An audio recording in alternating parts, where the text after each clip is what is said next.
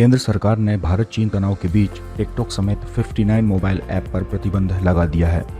भारत सरकार की इस सूची में यूसी ब्राउज़र सहित 59 ऐप शामिल हैं।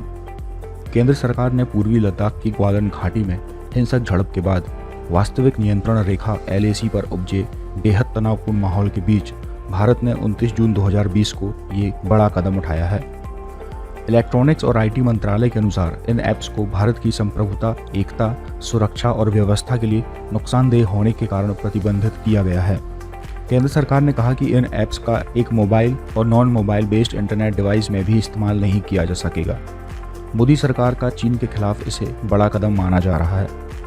IT मंत्रालय की ओर से जारी प्रेस विज्ञप्ति में कहा गया है कि भारत के करोड़ों मोबाइल और इंटरनेट यूजर्स के हितों को ध्यान में रखते हुए ये कदम उठाया गया है ताकि इंडिया साइबर स्पेस की सुरक्षा सुनिश्चित की जा सके। इससे पहले भारतीय सुरक्षा एजेंसियों ने चीनी ऐप की एक सूची तैयार कर केंद्र सरकार से उन पर रोक लगाने की अपील की थी। इसके पीछे ये दलील दी गई थी कि चीन भारतीय डेटा हैक कर सकता है।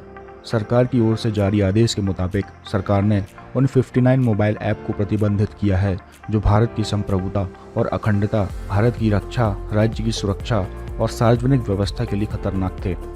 IT मंत्रालय ने IT एक्ट के सेक्शन 69A के तहत ये कदम उठाया है।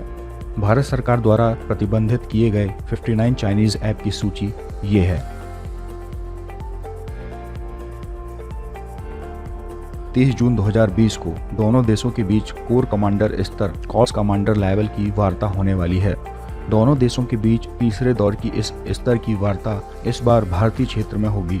दोनों देशों के बीच 22 जून 2020 को हुई दूसरे दौर की बातचीत वास्तविक सीमा रेखा के करीब चीन के हिस्से वाले चुशुल के मोल्डो में आयोजित की गई थी।